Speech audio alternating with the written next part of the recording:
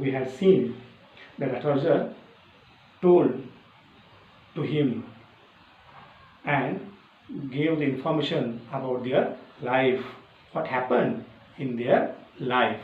That's time Guru Nayak थटकन सरप्राइजली तो म्हणतो, you know my name, तुला माझं नाव माहिती आहे का? The other sed taken a bag, तो पटकन त्याला म्हणतो, अरे तुला माझं नाव कसं माहिती? That's time our astrologer said to him, as I know all other things, जशा मला इतर सगळ्या तुझ्या गोष्टी माहिती आहेत तसेच तुझं नावसुद्धा मला माहिती आहे. As I know all other things. Guru Nayak, listen carefully to what I have to say. Guru Nayak, listen carefully, तू काळजीपूर्वक ऐक. to what I have to say, तुला मी काय सांगत आहे ते खूप काळजीपूर्वक ऐक. Your village is 2 days journey due north of this town. Your village, तुझं जे गाव आहे ते काय आहे? is 2 days journey, ते 2 दिवसाचा प्रवासाचं गाव आहे, एवढ्या अंतरावरचं गाव आहे. Due north of this town, ह्या शहरापासून नॉर्थ दिशेला असलेल्या गावाकडं तुला जायचं आहे आणि तुला 2 दिवसाचा प्रवास करावा लागणार आहे. आणि मी काय म्हणतो, ऐक. टेक द नेक्स्ट ट्रेन, तू पटकन पुढची जी ट्रेन असेल ना तुझ्या गावची ती ट्रेन पकड. अँड बी गॉन, आणि तू जायला निघ. तो काय म्हणतोय की you take the next train and to be gone. I see once again great danger to your life. काय प्रश्न म्हणतो बघा स्ट्रेंजरला की आय सी, मी पाहतोय, once again the great danger in your life, तुझ्या आयुष्यामध्ये आणखीन एक मोठं संकट घडणार आहे, तुझ्यावर एक मोठं संकट येणार आहे. If you go from home, if you go from home, जर तू घरापासून लांब राहिलास, तसाच तू बाहेर फिरत राहिलास, घरापासून दूर राहिलास तर 100% तुझ्यावर आणखीन एक मोठं संकट येणार आहे. माझं ऐक आणि तो कर, नेक्स्ट ट्रेन पकड आणि निघून जा. He took out a pinch of sacred ash and held it to him. He took, त्याने ऐकलं, एक पिंच, एक चिमुटभर त्याने एक सॅक्रेड ॲश घेतली आणि सॅक्रेड ॲश नाही केलं, पुट ऑन देअर हँड, त्याने त्याच्या हातावर ती सॅक्रेड ॲश ठेवली आणि काय म्हणतो, rub it on your forehead and go to home. तो कर, ही सॅक्रेड ॲश तुझ्या कपाळावर लावून घे अँड गो टू होम, तुझ्या घरी गुपचूप निघून जा. नेवर ट्रॅव्हल साऊथवर्ड अगेन, तू साऊथवर्डला दक्षिणेकडं तू पुन्हा अजिबात प्रवास करू नकोस. To not travel southward again and you will live to be 100, आणि तू 100 वर्ष जग. तर तू जगणार असशील भरपूर वर्ष, 100 वर्ष, तर तुला बाहेर पडावं लागू नये याची काळजी घे. तू घराजवळच राहा, घरामध्येच राहा, घराच्या बाहेर कुठेही भटकंती करू नकोस आणि तू साऊथ तर अजिबातच फिरकू नकोस, नाही तर तुझा मृत्यू संभव आहे किंवा तुला आणखीन संकट येऊ शकतात, अशी एक भीती त्याने ॲस्ट्रोलॉजरनं आपल्या गुरुनायकला घातली. Next, why should I leave home again, मी का घर सोडलेलं आहे बरं हे? द अदर सेड, आपला गुरुनायक म्हणाला रिफ्लेक्टिव्हली, तो पटकन उत्तर दिला, I was only going away, मी फक्त बाहेर पडलेलो आहे. कशासाठी? Now and then to look for him, त्याला फक्त मी बघण्यासाठी. कुणाला? ज्याने मला मारायचा प्रयत्न केला, त्या मारेकऱ्याला बघायचं आहे, मला शोधायचं आहे, आणि and to choke out his life if I met him, आणि चोक आउट, त्याला मी संपवणार आहे, त्याला मी मृत्यू देणार आहे, त्याला मारणार आहे. इफ आय मेट हिम, जर तो मला मिळाला असता तर मी त्याला नक्कीच मारलं असतं, त्याच्या आयुष्य मी संपवलं असतं, कारण त्यानं मला मारण्याचा प्रयत्न केलेला होता आणि तो शोधावा म्हणूनच मी बाहेर पडलेलो होतो. ही शुक हिज हेड रिग्रेटफुली, आता मात्र त्यानं रिग्रेटफुली, दुःखानं, आवेगानं आपली मान डोलावली, कारण आता समजलं त्याला की तो ज्याला शोधा आला होता तो ऑलरेडी मेलेला आहे. आणि म्हणून काय करतो, he shook his head regretfully. He has escape my hand, काय म्हणतो बघा, तो माझ्यातून एस्केप, तो सुटला माझ्या हातातून, अन्यथा मीच त्याला खलास मारलं असतं. आय होप ॲट लिस्ट, माझी आशा आहे की कदाचित तो ही डाईड ॲज ही डिझर्व, त्याला मृत्यू असेल ना तो त्याच्या कर्माप्रमाणे डिझर्व, त्याला जो योग्य आहे पात्र आहे त्या मृत्यूला, तोच मृत्यू त्याला आला असावा अशी माझी अपेक्षा आहे.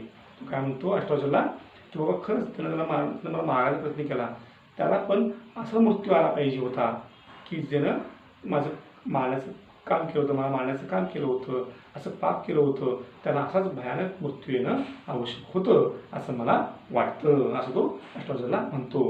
कारण astrologer replied on their question. काय म्हणतो बघा, यस, होय, सेड द ॲस्ट्रोलॉजर. तो म्हणाला हो खरोखर तू म्हणतोस ना तसाच अगदी त्याला मृत्यू आलेला आहे. कसा मृत्यू आलेला आहे? Because he was crushed under a lorry, कारण तो त्या लॉरीच्या खाली चिरडला गेलेला आहे, एका ट्रकच्या खाली तो चिरडून मेलेला आहे. म्हणजे तू जे म्हणतोस ना तसाच त्याला मृत्यू आलेला आहे. The other looked gratified to hear it. आता बघा मग मात्र हे ऐकून की he was crushed under lorry, तो लॉरीच्या खाली चिरडून मेला आहे, हे जेव्हा ऐकलं तेव्हा तो ग्रॅटिफाईड झाला, खुश झाला. आणि तो other looked gratified to hear it, ऐकून तो खुशी नजरेनं त्या ॲस्ट्रोलॉजरकडं बघतो.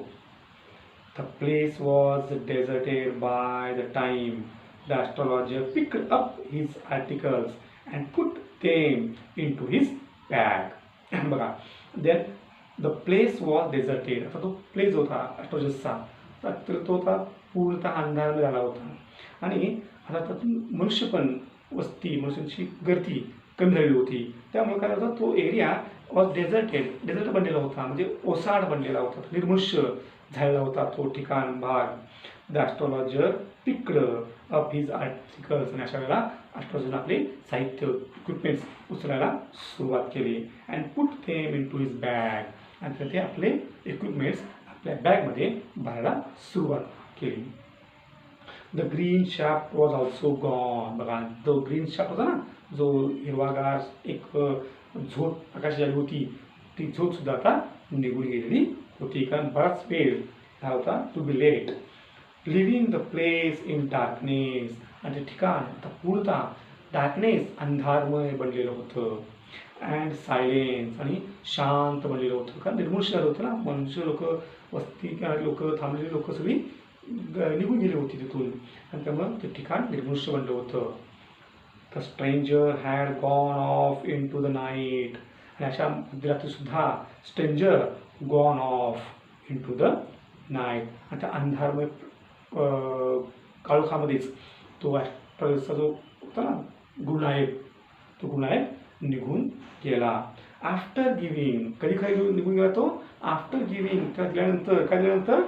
द ॲस्ट्रोलॉजर्स हँडफुल ऑफ कॉईन्स, ॲस्ट्रोलॉजरला काही भरपूर कॉईन्स, हँडफुल कॉईन्स दिले, भरपूर कॉईन्स दिले, आणि तो तिथून निघून गेला रात्रीच्या काळामध्ये. मग बघा आता it was nearly mid night, जवळपास मध्यरात्र झाली होती. व्हेन द ॲस्ट्रोलॉजर्स रीच्ड होम, जेव्हा ॲस्ट्रोलॉजर्स रीच्ड होम, घरी पोचला होता तेव्हा मध्यरात्र उलटून गेलेली होती. His wife was waiting for him at the door, आणि त्याची वाईफ होती ती ॲस्ट्रोलॉजरची वेट करत होती, वाट पाहत होती, इतका वेळ का झाला नाही म्हणून ती वाट पाहत त्याजवळ उभी होती. अँड डिमांडेड अँड एक्सप्लेनेशन, आणि जेव्हा ते बघितले ॲस्ट्रोलॉजर आलेलं त्या ॲस्ट्रोलॉजरने प्रश्न विचारले, तू इतका वेळ का थांबला होतास, काय कारण होतं वेळ थांबायला, तू माझं एक्सप्लेनेशन दे, तसं तुम्हाला समर्थने उत्तर दे, असं ती आपल्या नवऱ्याला म्हणजे ॲस्ट्रोलॉजरला प्रश्न विचारू लागली. That's time astrologer use a new tendency, त्याने एक नवीन टेंडन्सी यूज केली. कशी?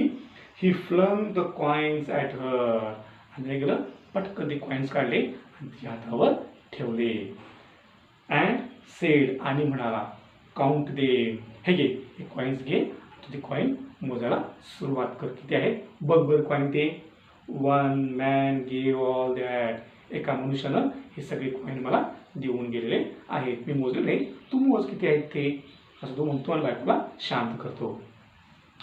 12.5 आनाज, शी सेड काउंटिंग, ती काउंटिंग केली आणि म्हणाली काय, 12 12 अँड हा पाना, 12 रुपयाने एक हा पाना आहे. शी वॉज ओव्हरजॉईड. हे काउंट केल्यानंतर शी वॉज ओव्हरजॉईड. ती खूपच आनंदी झाली, खुश झाली.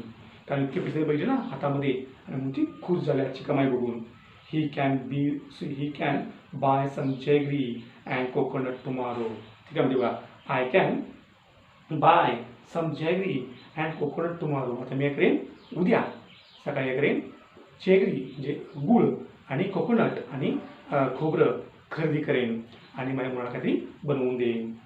The child has been asking for sweets for so many days now. बघा काय म्हणते असं, बिकॉज त्याचं जे चाइल्ड मूल होतं, बाळ होतं, हॅज बीन आस्किंग ते विचारत होतं बरेच दिवस, फॉर स्वीट्स गोड काही खायला ते मागत होतं. बरेच दिवस ते विचारत होतं की गोड काय मी खातेच का म्हणून, आहे का म्हणून ते विचारत होतं. आणि म्हणून ती काय म्हणते की I can buy some jaggery and coconuts for my child.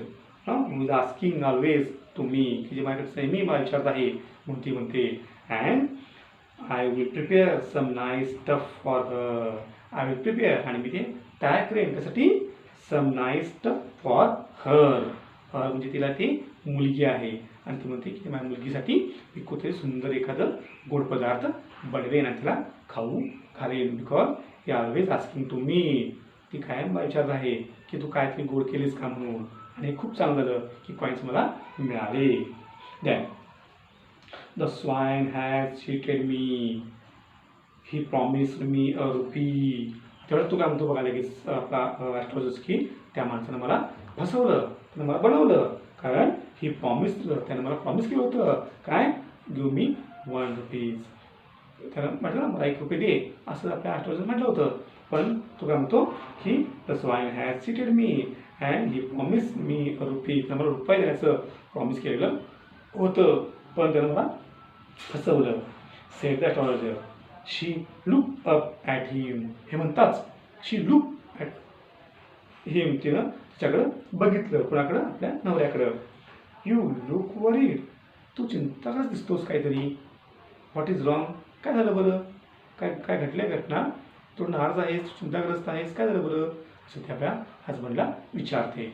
That's time astrologer replied her nothing. तो म्हणतो नाही नाही काही झालेलं नाही. After dinner sitting on a pyol he told her, do you know a great load is gone from me today. आता बघा स्वतःविषयी करतो ॲस्ट्रोलॉजिस्ट काय म्हणतोय. आफ्टर डिनर त्याने दोघांनी जेवण केलं, रात्री जेवण केलं आणि ते सिटिंग ऑन अ प्युअर म्हणजे दोघे बसले. Sitting on a pure. Pure what means pure. Pure means string cot म्हणजे त्याला म्हणतो ना दोऱ्यांनी वेतांनी बनवलेल्या बेडवर ते दोघं बसले. अँड ही टोल्ड हर आणि तो तिला म्हणाला, आपल्या वाईफला म्हणाला, डू यू नो, तुला माहिती आहे का गं, अ great load is gone from me today. माझ्या डोक्यावरचं एक मोठं वज्ज आज कमी झालेलं आहे. ग्रेट लोड, एक मोठं वज्ज माझ्या डोक्यावर होतं. मी जे सतत घेऊन फिरत होतो, मला एक भीती होती मनातल्या मनामध्ये. ती भीती मी रोज जीवन जगत होतो. आणि मग काय नेमकी होती. I thought I had the blood of a man on my hands all these years. तो काय म्हणते बघा, आय थॉट मला वाटत होतं की I had the blood of a man, की मी एखाद्या मनुष्याचा खुनी आहे.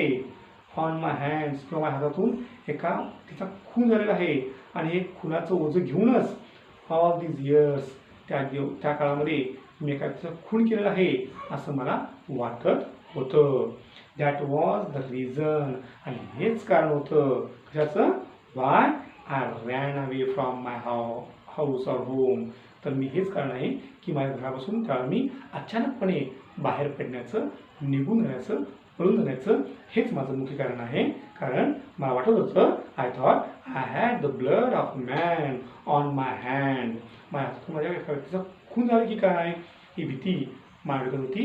आणि म्हणूनच मी सरप्राईजली त्या गावातून काय होतं बाहेर पडलेलो होतो, पळून गेलेलो होतो. अँड सेटल हिअर, आणि तर मी सेटल झालो. अँड मॅरीड यू, आणि त्याशी मी विवाहसुद्धा केला होता. He is alive but now he is alive. I am satisfied. मी समाधानी आहे. का?